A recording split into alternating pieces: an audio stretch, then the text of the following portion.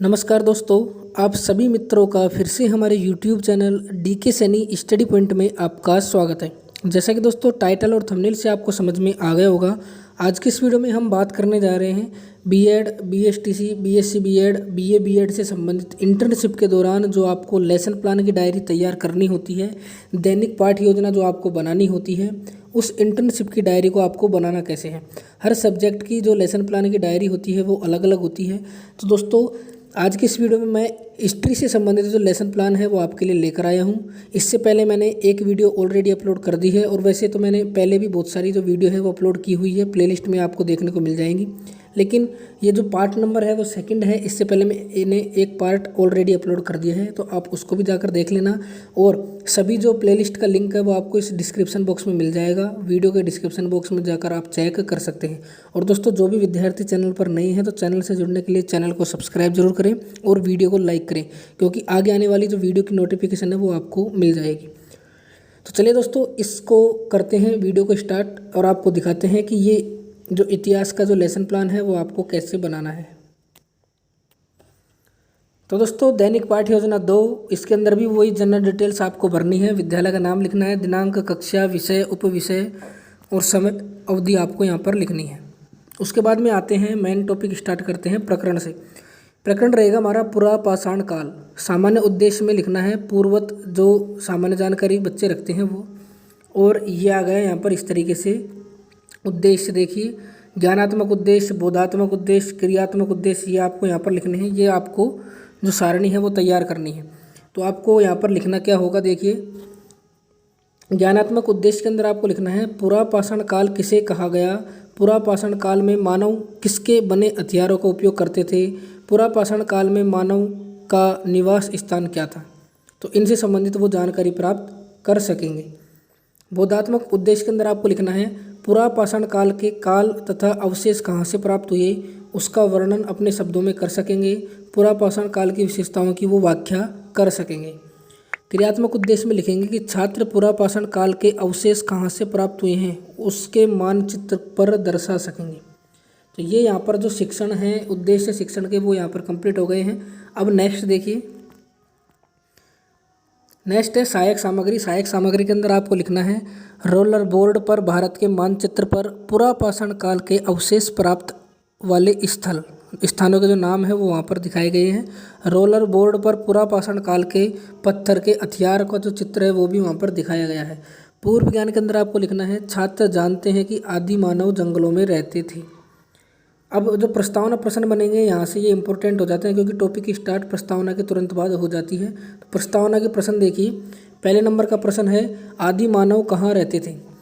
तो बच्चे बता देंगे आदि मानव जंगलों में रहते थे। जंगलों में मानव जीवन यापन कैसे करते थे, शिकार करके। शिकार करने के लिए मानव किस हथियार का प्रयोग करते थे, तो बच्चे बता देंगे पत्थरों के हथियारों का। जिस काल में पत्थर के हथियारों का प्रयोग किया जाता था उस काल को क्या कहते हैं, उस काल को कहते हैं पाषाण काल। पाषाण काल को कितने भागों में बांटा गया है तो बच्चे नहीं बता पाएंगे। तो ये आपका समस्यात्मक जो प्रश्न है बच्चों के लिए हो गया है और उद्देश्य कथन यहीं से स्टार्ट हो जाएगा। उद्देश्य कथन बनेगा आपका, आज हम कक्षा में पाषाण काल के बारे में विस्तार से अध्ययन करेंगे। अब प्रस्तुतिकरण कैसे होगा, अध्ययन अध्यापन की सुविधा की दृष्टि से पाठ को 2 अंतर्विधियों में विभक्त किया जाता है। प्रथम जो अंतविधि होगी, पुरा पाषाण काल अवशेष व भाग। तो यहाँ पर देखिए शिक्षण बिंदु जो बनेंगे वो इस तरीके से बनेंगे। सबसे पहले नंबर का टीचिंग पॉइंट आता है काल। तो इससे पहले विकासात्मक जो प्रश्न बनेंगे वो बनेंगे, पाषाण काल को कितने भागों में बांटा गया है। तो बच्चे बता देंगे 3 भागों में बांटा गया है। तीनों कालों के क्या क्या नाम हैं, तो बच्चे बताएंगे पुरा पाषाण काल, मध्य पाषाण काल, नव पाषाण काल। तीसरे नंबर का प्रश्न बनेगा, पाषाण काल किसे कहा गया है। तो छात्र हो जाएंगे मौन, उन्हें पता नहीं है पाषाण काल क्या होता है। अब आपका जो स्पष्टीकरण है छात्र अध्यापक कथन का वो स्टार्ट हो जाता है। मानव सभ्यता के विकास के प्रथम चरण को ही पुरा पाषाण काल कहा गया है। चौथे नंबर का प्रश्न बनेगा, इस युग की शुरुआत आज से लगभग कितने वर्ष पूर्व हुई थी। छात्र मौन रहेंगे इस टाइम भी, फिर आप बताओगे लगभग 26 लाख वर्ष पूर्व पुरा पाषाण युग की शुरुआत हुई थी।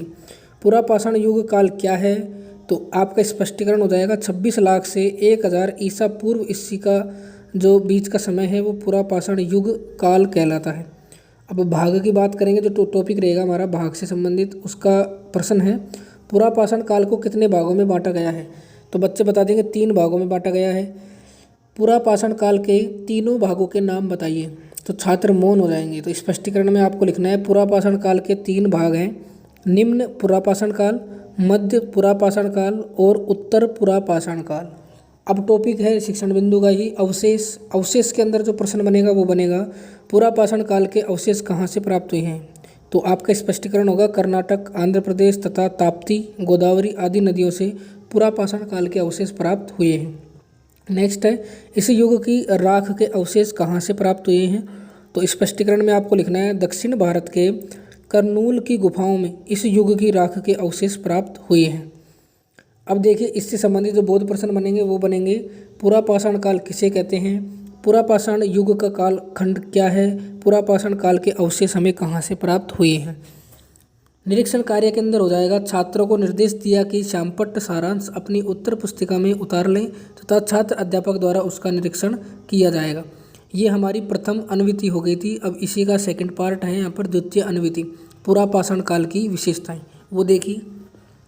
इसके अंदर जो प्रश्न बनेगा पहले नंबर का वो बनेगा पुरापाषाण काल में मनुष्य क्या करता था? तो शिकार। पुरापाषाण काल में मनुष्य का जो निवास स्थान था वो क्या था? तो बच्चे बता देंगे जंगल और गुफाओं में। तो पुरापाषाण काल की जो विशेषताएं हैं वो आपको दिखाई दे रही होंगी, उससे संबंधित ये प्रश्न पूछे जा रहे हैं और यहीं इनका स्पष्टीकरण भी हो जाएगा। तो तीसरे नंबर का है पुरापाषाण काल में मनुष्य भोजन क्या था या क्या भोजन में क्या लेता था? तो यहाँ पर हो जाएगा स्पष्टीकरण में इस काल में मनुष्य पूरी तरीके से प्रकृति पर आधारित था, जंगली जानवरों पर आधारित था, कंदमूल खाता था, मछलियों और शिकारों पर किए गए पशुओं का कच्चा मांस खाता था। चौथे नंबर का प्रश्न है पुरापाषाण काल में मनुष्य के वस्त्र क्या थे? इस युग के आरंभ में मनुष्य पशुओं की भांति बिना वस्त्र के ही रहते थे। फिर कुछ समय बीता और वर्षा ठंडी से बचने के लिए वृक्षों की छाल तथा जानवरों के खाल का प्रयोग करने लगे। इस युग के मनुष्यों का निवास स्थान क्या था? तो इस युग के मानव का जो निवास स्थान था वो कोई स्थायी निवास स्थान नहीं था, बल्कि वे भोजन की तलाश में एक स्थान से दूसरे स्थान पर घूमते रहते थे। खाना बदोश जीवन व्यतीत करता था। वह खुले आकाश के नीचे वृक्षों पर, गुफाओं में तथा जलाशयों के निकट रहता था। नेक्स्ट प्रश्न है इस युग में मनुष्य पत्थर के हथियार का प्रयोग क्या करने के लिए करता था? तो पुरापाषाण काल मानव ने जंगली पशुओं से अपनी रक्षा के लिए पत्थर के हथियारों का प्रयोग करते थे, मांस काटने के लिए, शिकार करने के लिए, लकड़ी काटने के लिए आदि के लिए। नेक्स्ट है पुरापाषाण काल में मानव किस प्रकार का जीवन जीना सीख लिया था? पुरापाषाण काल के अंत तक मनुष्य पारस्परिक सहयोग का महत्व समझ लिया था और सामुदायिक जीवन जीना शुरू कर दिया था। इसी से संबंधित जो बोध प्रश्न है वो इस तरीके से है पुरापाषाण काल में मानव का निवास स्थान क्या था? तो बच्चे बता देंगे इस युग के मनुष्य का भोजन क्या था? पुरापाषाण काल के अंत तक मानव ने किस प्रकार का जीवन जीना सीख लिया था? निरीक्षण कार्य के अंदर आपको लिखना है छात्रों को निर्देश दिया जाएगा कि श्यामपट्ट सारांश को अपनी उत्तर पुस्तिका में नोट कर लें। पुनरावर्ती प्रश्न बनेंगे इस तरीके से पुरापाषाण काल किसे कहते हैं? इस युग की शुरुआत कब मानी जाती है? पुरापाषाण काल में मानव का निवास स्थान क्या था? पुरापाषाण काल को कितने भागों में बांटा गया है? पुरापाषाण काल में मानव पत्थर के हथियार का इस्तेमाल किस कार्य के लिए करता था? गृह कार्य में आप देंगे पुरापाषाण काल के अवशेष की प्राप्ति के स्थल के मानचित्र पर आपको दर्शाना है। तो ये यहाँ पर जो लेसन प्लान है वो कंप्लीट हो गया है। आगे भी आपको इसी तरीके से लेसन प्लान मिलते रहेंगे, तो चैनल से जुड़ने के लिए चैनल को सब्सक्राइब करें और इसकी PDF आपको हमारे टेलीग्राम चैनल पर मिल जाएगी। उसका लिंक आपको इस वीडियो के डिस्क्रिप्शन बॉक्स में मिल जाएगा। आज के लिए बस इतना ही, फिर मिलेंगे नेक्स्ट वीडियो में। तब तक के लिए आपका धन्यवाद।